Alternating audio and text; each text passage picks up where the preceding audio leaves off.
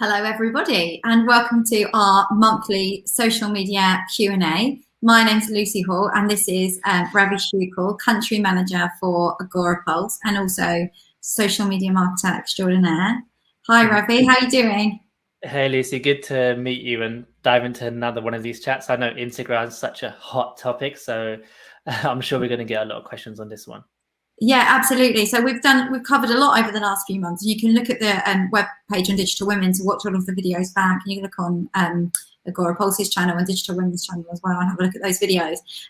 But we always found we were getting quite a lot of questions about Instagram. So we thought, do you know what? Let's dedicate a Q&A session to Instagram.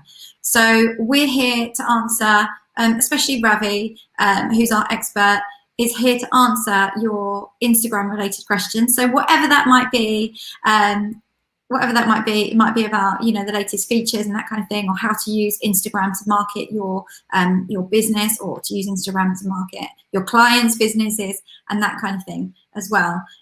So first of all, let me just get Ravi to introduce himself to you. For those of you who don't know him, he's obviously awesome, and he's worked in social media for a long time now. So there's not much he doesn't know about social media marketing. So Ravi, please introduce yourself and let everybody watching know a bit about you.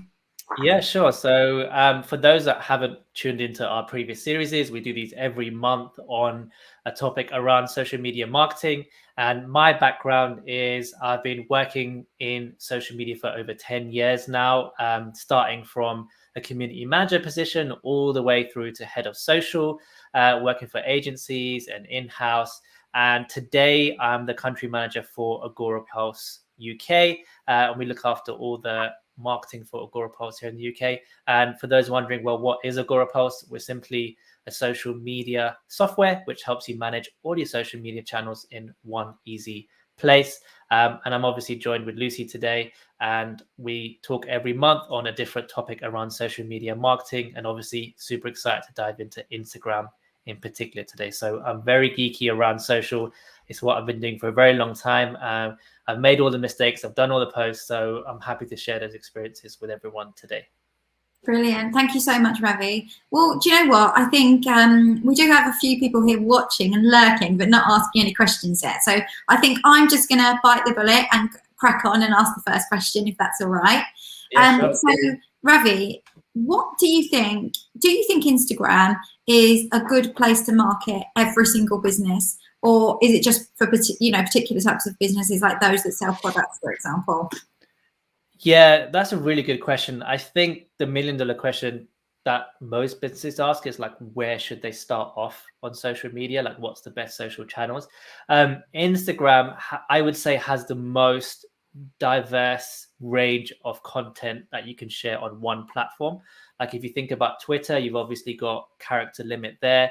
You've obviously got a limit on the amount of photos and the features with what you can do. Same with obviously Facebook. There's different types of things. But with Instagram, especially if you're creating visual content, so like you've got video content, images, and also the feature to go live, you have an opportunity to share all of those different types of content on one channel. So it could be a great place for your business to launch on.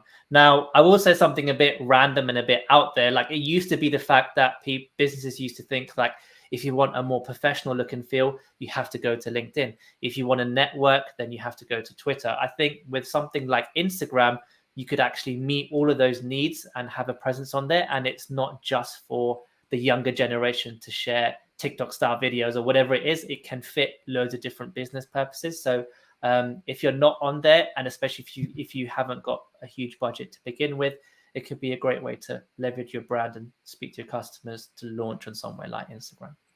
Absolutely. Thank you, Ravi. And Kimberly Thomas says that she was just about to ask that question. So thank you, Lucy. Good question. Thank you, Kimberly. And she's saying she doesn't see many HR professionals using Instagram, but she personally loves it. What do you think about that, Ravi? Yeah, if you think about what HR actually is as a department, it's obviously all about connecting people to companies, finding the right person for the role, and also progressing within the role, like if someone's got promotions, etc. So if you're a HR professional, whether you're recruiting for a role or obviously advertising internal positions, it's the perfect place to showcase that, because Instagram is a place you would go to showcase the culture. And what better place to showcase a company's culture than somewhere like Instagram, where you can do things like share behind the scenes of what it's like to work in the offices. You can actually interview your current staff members. You can advertise job vacancies on there as well. And again, it's got the aspect of educating people on what it's like to really work at a company like yours, and obviously speak to staff. So I think for HR professionals, using that in that way could obviously make you stand out a lot. And you have a load of different types of content that you can do that in, like live stories, reels, posts. So I wouldn't say it's a bad thing just because you don't see many HR professionals on it. I'd look at it as a way for you to stand out. I've seen a lot of professionals in the consulting space, whether it's HR or health or fitness or even business consulting, that use Instagram because they can build a personal brand. So for building a personal brand, I'd say Instagram is one of the best channels to have that reputation and to build your image on. Absolutely. Thank you so much, Ravi. And Kimberly, I hope that was helpful. So we actually have a few questions coming in now. We knew that Instagram was going to be a very popular topic, didn't we, Ravi? So brace yourself. And please keep asking them, because we do love questions, don't we? And it means that I don't have to make them up as well. You guys are so Facebook user, I don't know who this is, I'm sorry, and please do post a comment underneath and let me know. You're just showing us Facebook user is asking, does using a scheduler have any effect on the potential reach of a post? I.e., does Instagram prefer you post organically on the app? That's a really good question, Ravi, especially as you work for Agorapulse, which actually does has that technology. So it would be great to... So I'm going to bust one of the biggest myths out there with tools, and that is that it doesn't affect the reach of the post at all. And the simple answer to that question is because for the tools that obviously do it legitimately, like obviously, for example, like Agorapulse, we get permission from the social channels themselves to integrate with what we call like the API, which is their program that obviously feeds into their platforms. So tools like Agorapulse get official permission from Instagram or from Facebook to be able to post to that channel. And because we use their official API or their official code to be able to do that, then there's no restriction on how often your post will get seen or in terms of the reach.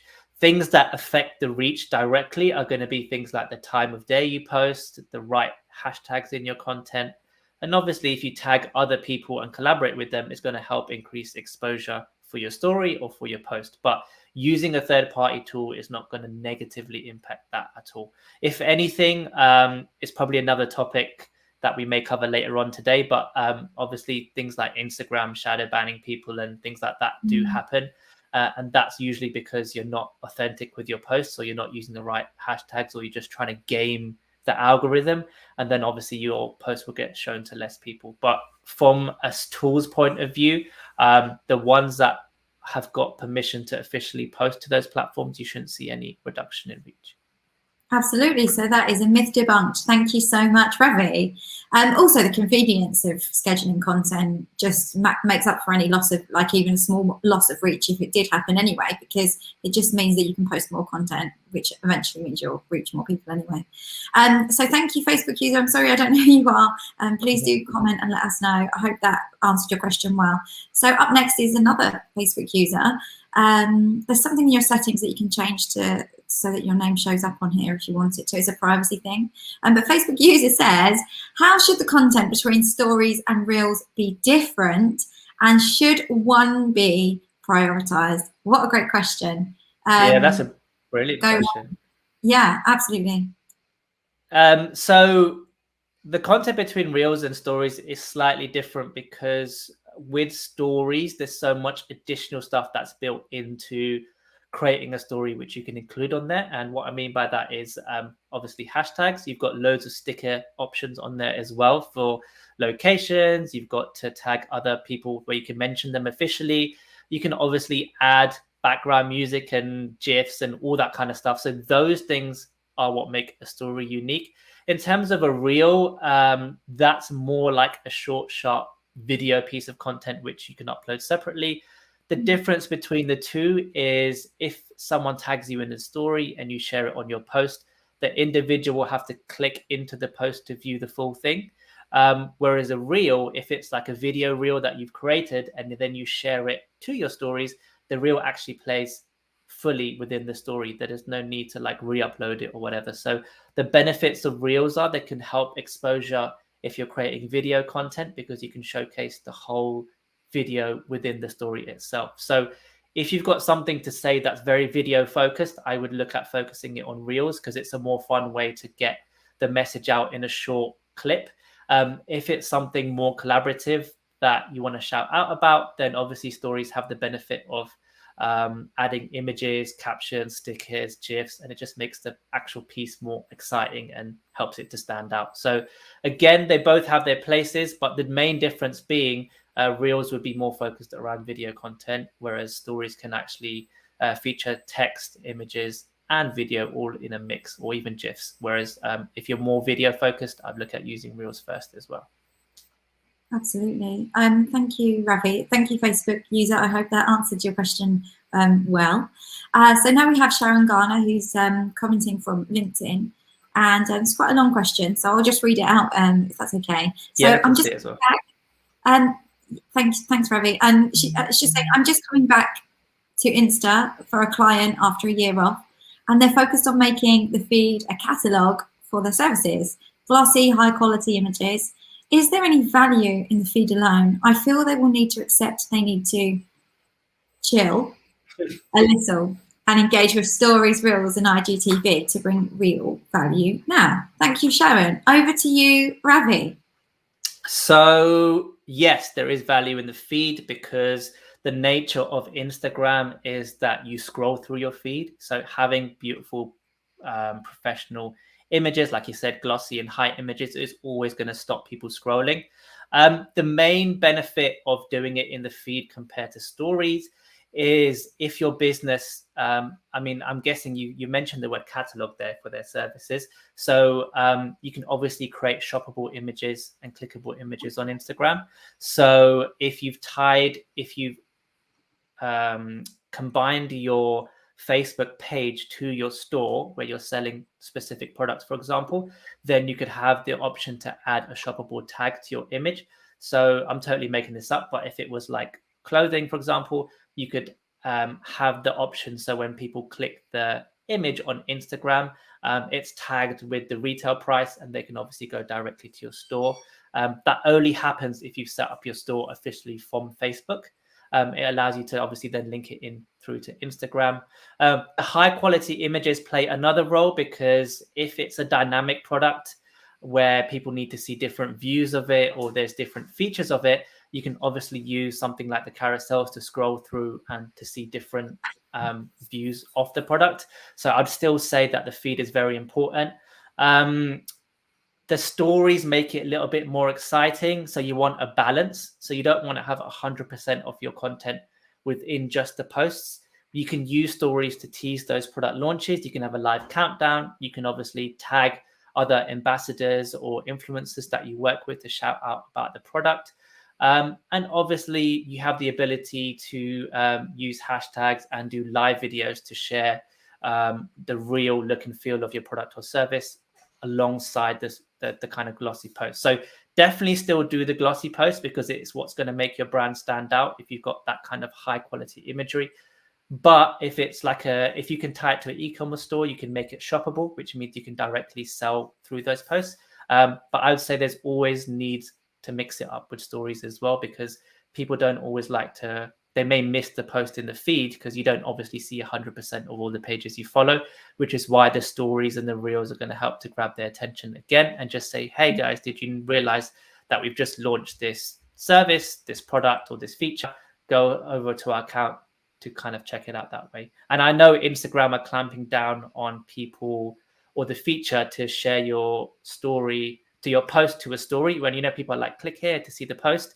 They're kind of clamping down on that specific feature because they want obviously to engage with it natively. But to answer your question, definitely mix it up and link your products to a store so they can become shoppable, so the client can at least see a bit more value in driving potential sales in the feed as well. But you'd want to use stories alongside that because not everyone sees them in the feed. Yeah, absolutely. And set up your Instagram shop and commerce manager, because that's just, you know, amazing. It's been amazing for my planners, to be honest, just having that, you know, the Instagram shop set up, because it's just so easy for people to buy products, isn't it, now through Instagram?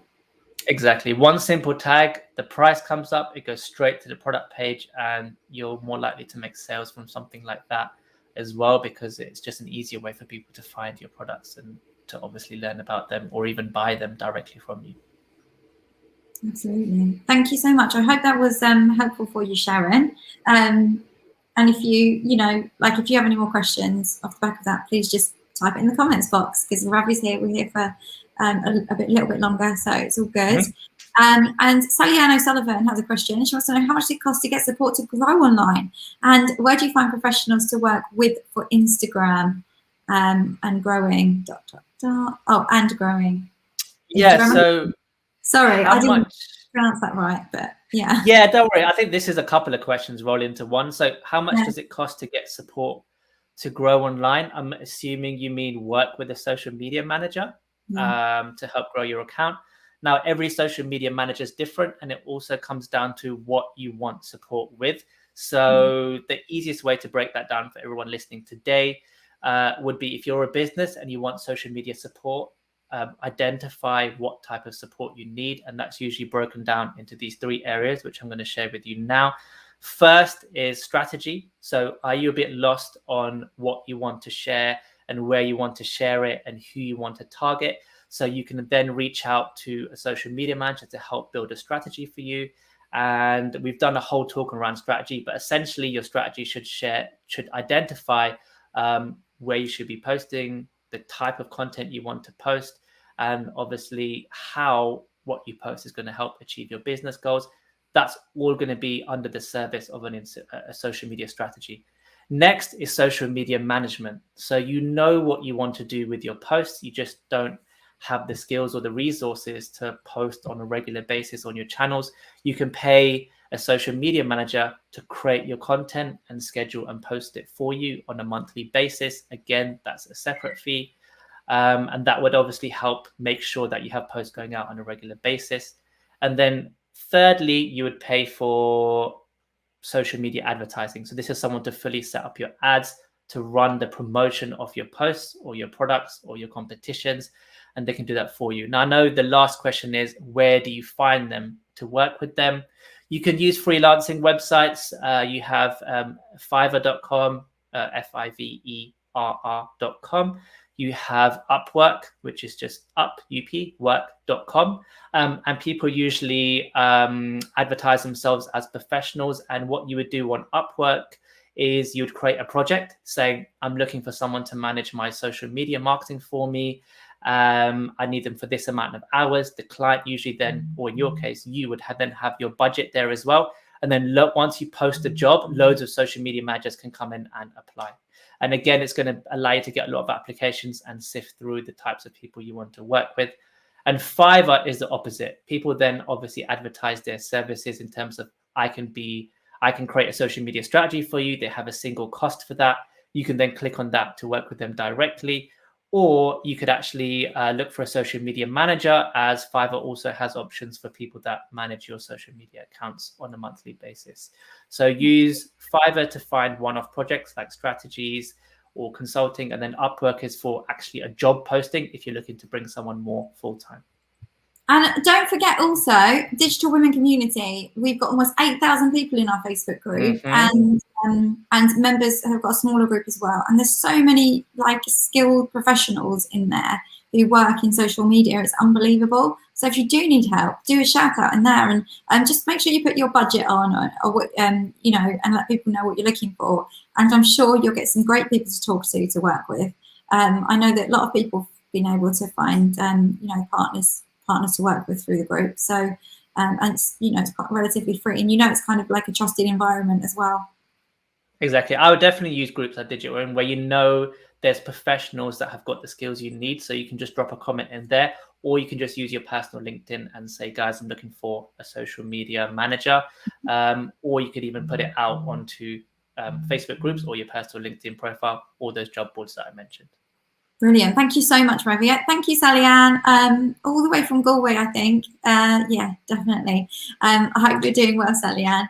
And so now from LinkedIn, we have Kerry Murphy with a question. So, hi, what is key when starting Instagram for a business? That's a really good question. And yeah, I think it's a question that a lot of people want to know the answer to, isn't it, Ravi? Like, how do you just get started? What do you need to get started? So it's a really good question. And this is going to sound like beginner advice, but I would categorize it as fundamentals. And what's key for starting on Instagram is content. Anyone can create a username right now. Like we can say at Ravi and Lucy and make an Instagram channel right now, which could go live within 5 minutes. But then without a content plan, who's going to post, what you're going to post, how you're going to post it, you're going to be struggling in the long term because you're going to be looking for content and where to find it. And you're going to find it a bit of a battle to keep up with all the other content on Instagram and obviously to stand out. So what's key when starting out on Instagram for a business? First of all, create a social media strategy, like we mentioned a few questions ago, which is going to help you identify your business goals. So why are you setting up on Instagram? Is it to help you increase sales of your product? Is it to get your brand name out there? Is it to drive more website traffic? Or is it even a combination of all three? Write that down. And then when you create your posts, make sure they help you achieve those business goals. So when you do a post, is it to educate people, which is then going to drive them back to your website? Is it to sell your product or service? Or is it to raise awareness? Like, for example, the live we're doing today, it's to help educate all of you guys and help to give you more actionable advice on social media that you can use to grow your business. So discover what business goals you want to achieve from your social media channels, and then make sure you've got the resources, the team, and the content in place to be able to fill up your social media calendars. And obviously, we're going to say, for example, like Lucy, she's got her Facebook group to help ask for feedback and to get ideas on what to post. And obviously, from our perspective for Agora Pulse, we obviously use a social media tool to schedule that content so we know in advance what's going to go live and when. So have a content plan, have a social media strategy, and make sure the number one thing is that you've got time to dedicate to run that channel, because spreading yourself too thinly is one of the number one reasons a lot of businesses and even social media managers burn out, because it's just too much going on. So focus your time and attention. If it's going to be on Instagram, make sure you've got the tools and the time to manage that channel effectively. Brilliant. Thank you, Ravi. That was great advice. I hope that was helpful for you, Kerry. Absolutely agree with Ravi on making sure you have a content plan, because it's just so important to know what you're going to post in advance. Otherwise, you'll be spending a lot of time every day thinking, oh my gosh, what am I going to post? And it's just a waste of time and it's not strategic. So definitely get those things nailed. Facebook user, which is I think the same Facebook user as before. And I'm sorry, I don't know your name because it's not here. So I'm not being rude. Oh, it's Georgie. It's Georgie. Georgie, hi. Thanks, Ravi. I've also seen some brands using no hashtags recently, and their reach and engagement is still strong. How does this work? Facebook user is Georgie. I had this question recently as well, Ravi. Yeah, sure. So Instagram hashtags are a way to help increase exposure if you use the right ones. Now, we know that you can use 30 hashtags on any given post to help increase that exposure. But the reason without the hashtag still works is because you've obviously built an engaged community, which engage with your post organically. Now, the reason we recommend using hashtags is because it's just going to help people that are also talking about that topic to discover your content. Now, I've seen a couple of things here, which is quite interesting for everyone listening today. Instagram recommend 30 hashtags. We all know that. And even in previous talks, I've also said about splitting that into groups of 10, from the 0 to like 50,000, 100 to 100, 200,000, 250,000 plus in terms of reach to get to the maximum chances of exposure. But looking at the content and the way strategy is going on Instagram, even if you use 5 to 10 very relevant hashtags, you could actually see the same results in terms of reach and exposure for your content. So the reason that brands are still getting exposure on their posts is because you don't need hashtags to get the engagement. Your content is going to bring that engagement. The quality of your fans on your account is going to bring that engagement. Hashtags are simply there as a tool to increase exposure of that content. So again, if we were doing this live Q&A and it's around Instagram, one of our hashtags would be Instagram strategy, because we know it's there to help people discover content around Instagram strategy. So they may stumble upon our post or our live, and that's obviously going to be something that we want. So while you may not have to use all 30 to get the maximum exposure, using just a few hashtags that are super relevant is always going to help give you the extra reach on your post, especially when you're talking about stories as well. But the reason they get it without that is because you don't need hashtags to have a successful Instagram account. They're just there to help increase the exposure.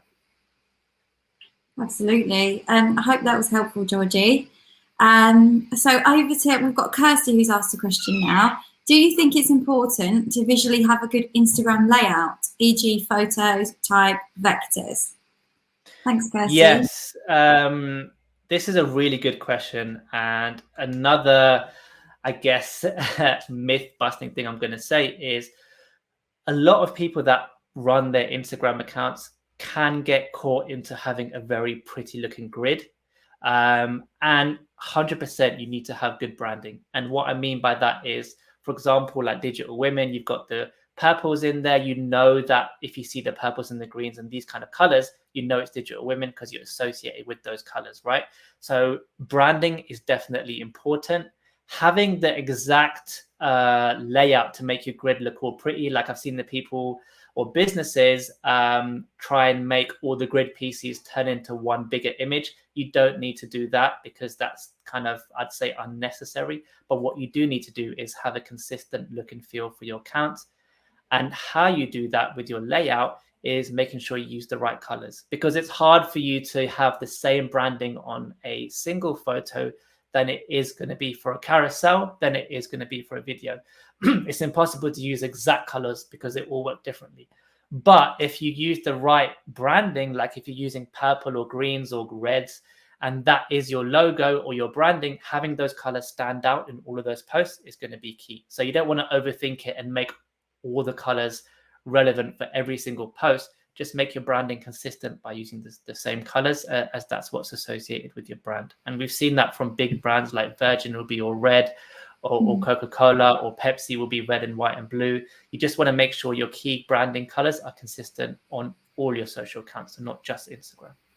Absolutely. And also to add to that, if you, for example, are, even if you're not e-commerce, but if you're an e-commerce company or you're selling products and that kind of thing, on your Instagram grid, you should see this as your shop window, really. So people see your products and that kind of thing. They click through and they look at your account. They're going to make a decision as to whether to follow you based on, you know, what the story looks like and who you are and that kind of thing. So the better it looks, and more, you know, visually interesting it looks, the more chance you've got of them actually following you, right, Ravi? Exactly. And it could be something simple like using a consistent background like we have right here today for these lives on your posts. And it could also come down to the type of fonts you use, making sure they're the same on all your posts, and even the font colors. Again, just have a consistent palette of colors, like 3 to 5 colors that you use on all your posts. And you're going to see that your feed will look a lot cleaner. And visually, people will know when they see that that's associated with your brand.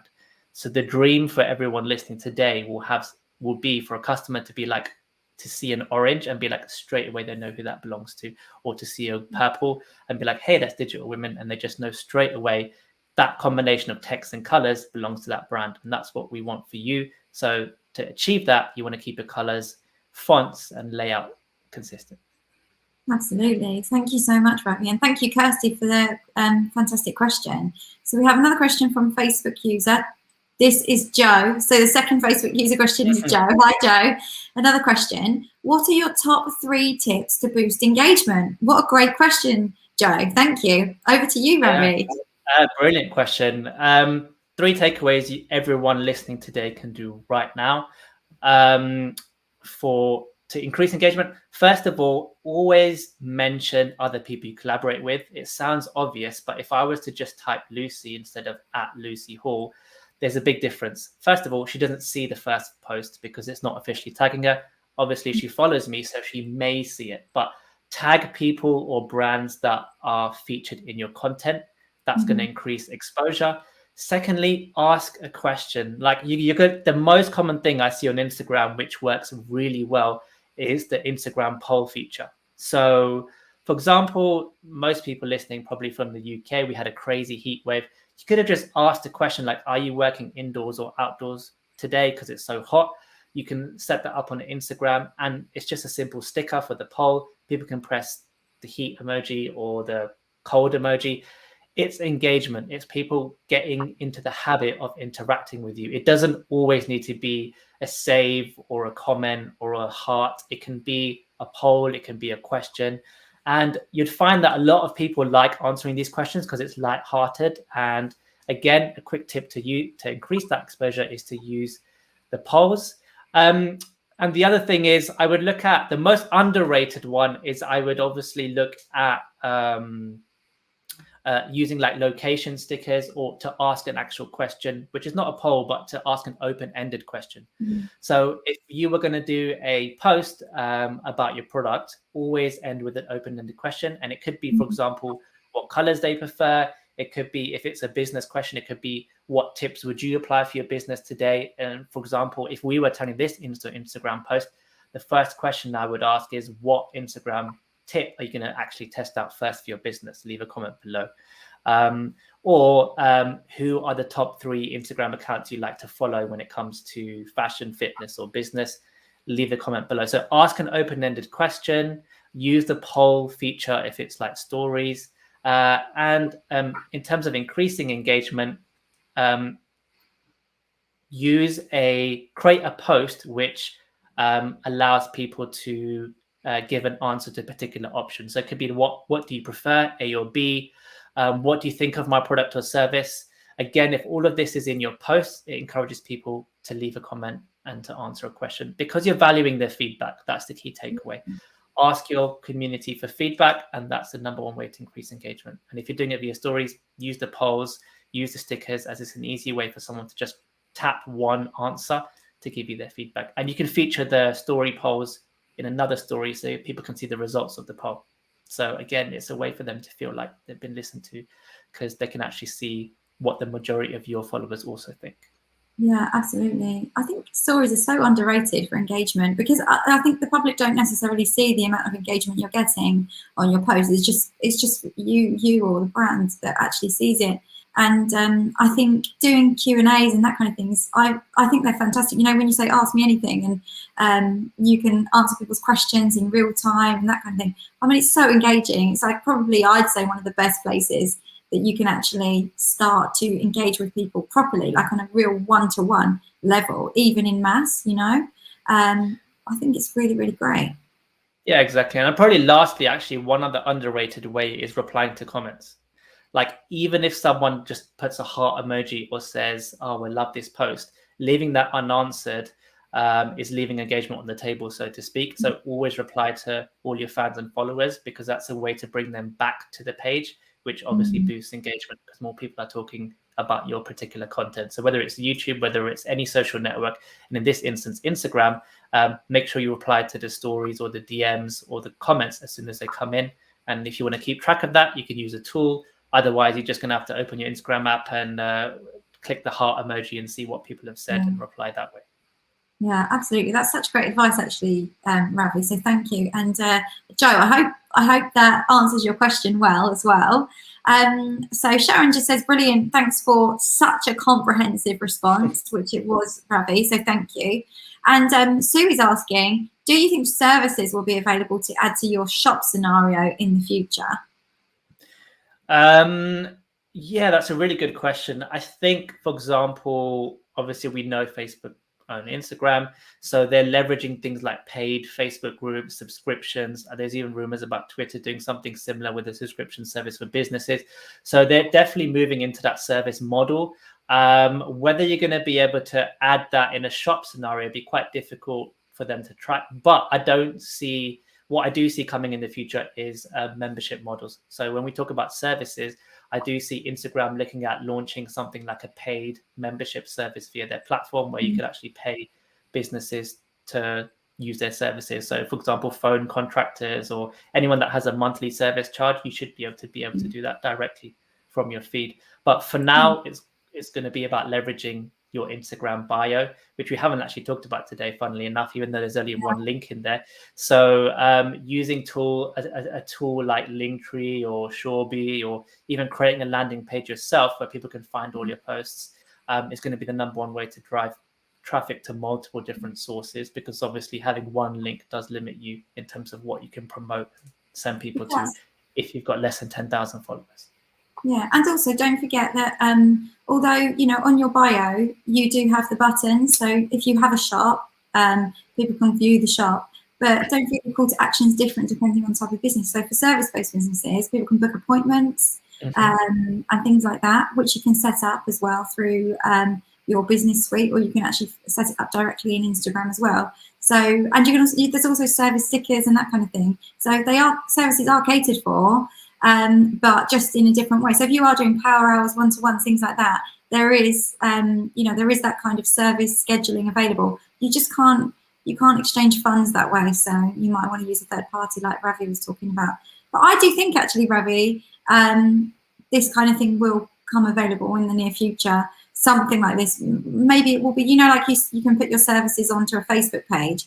You'll likely be able to put your services onto Instagram. People might be able to buy them directly, or buy, you know, power hours or whatever it is that you offer. But, you know, it's a bit more difficult, isn't it? I think, to monitor digital products. Yeah, I think if you look at the goal of any social network is for the user to spend more time there.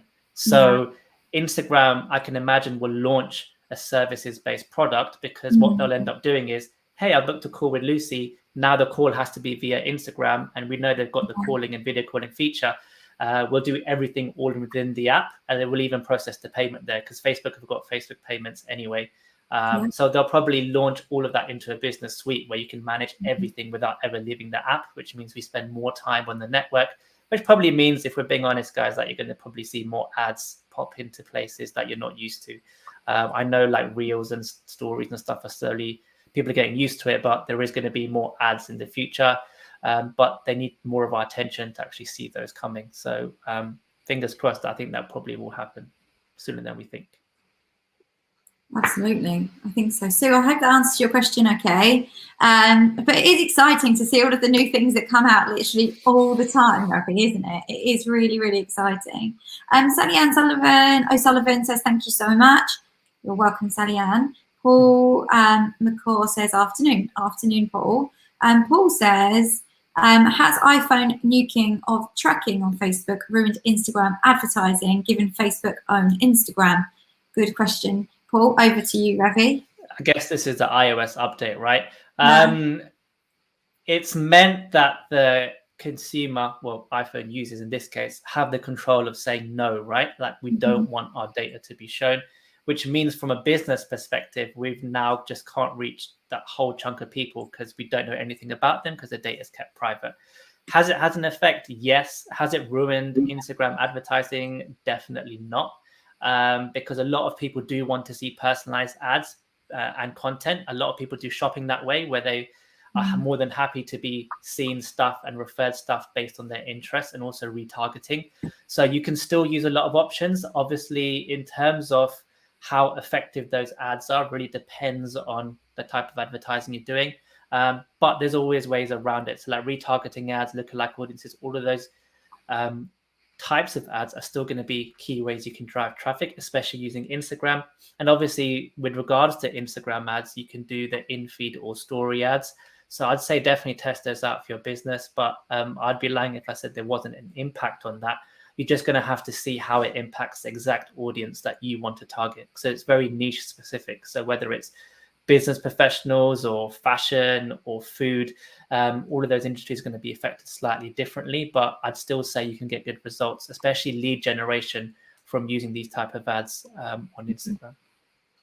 Absolutely. Thank you so much for the question, Paul, and I hope that helped, basically. So we've had loads of questions today, and we're still here for a couple more minutes if anybody has any more questions. But I feel like that time has gone really quickly, hasn't it? We've been here 40 minutes already, Ravi. I know, it's always the way.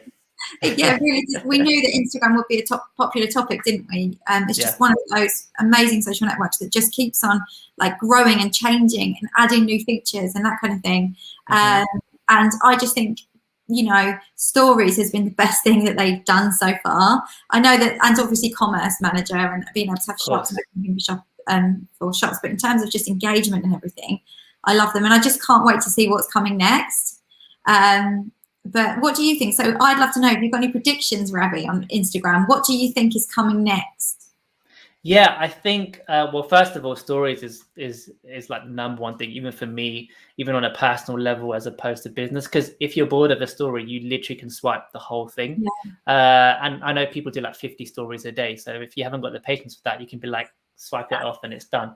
Yeah. Or if you want to watch all of them, then again, it's got that feature. I know people are still sharing TikTok videos to Instagram and stuff. So there is a lot of opportunity for Instagram to still build that type of content that people enjoy into the platform.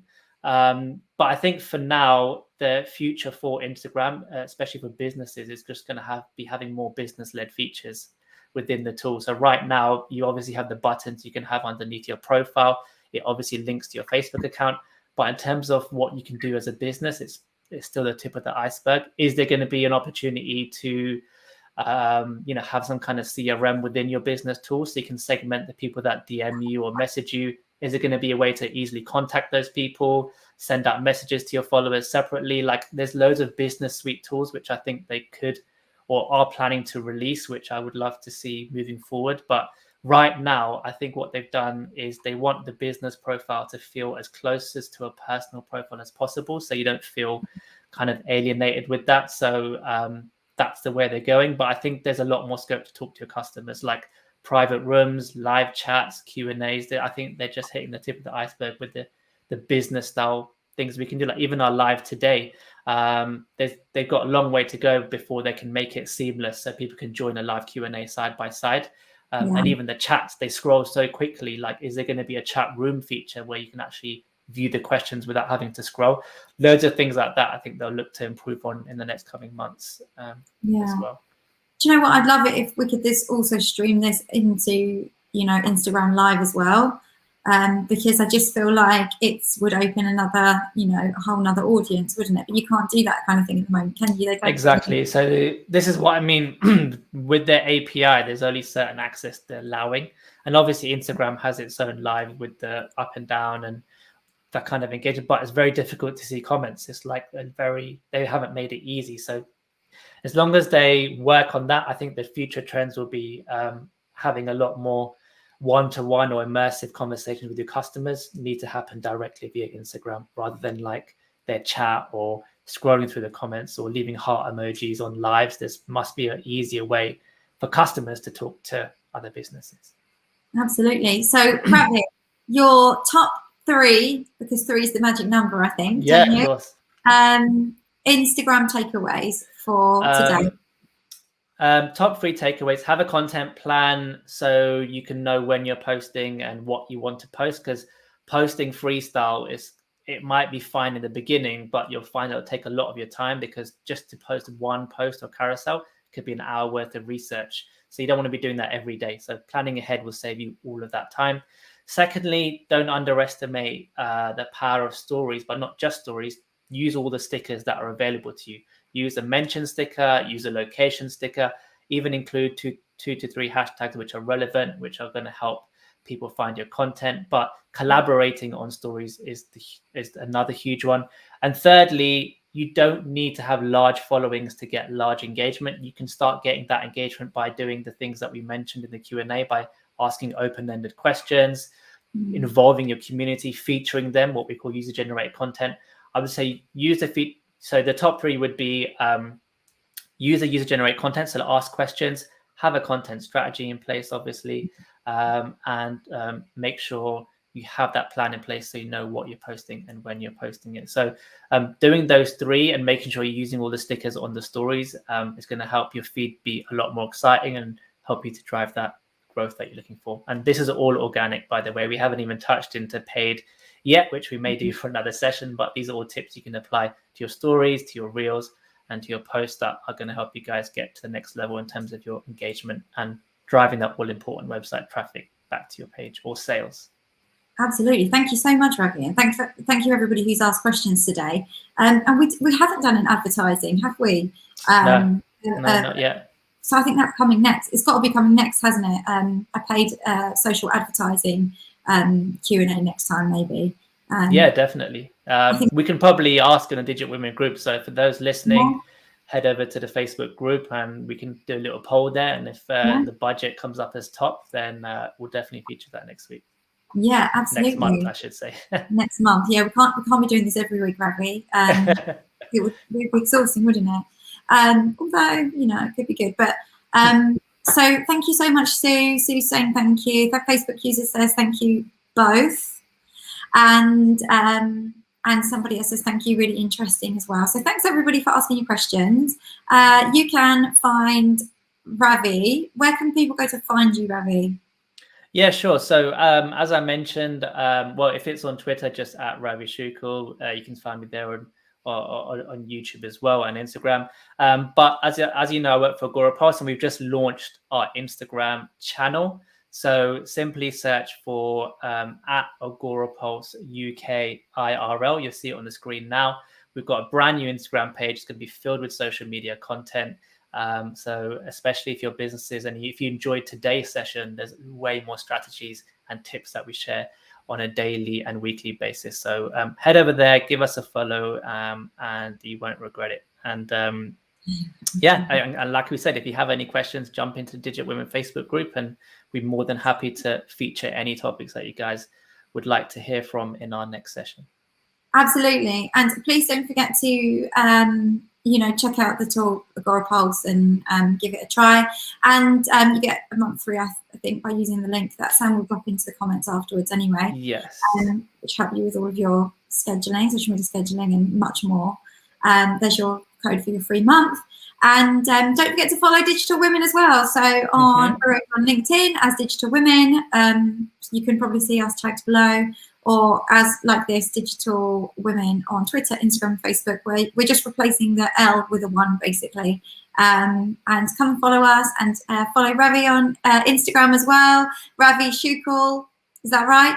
And then lucy.shell, and share our photo in your stories and tag us and let us know that you have had a great time today listening to us answer questions about Instagram.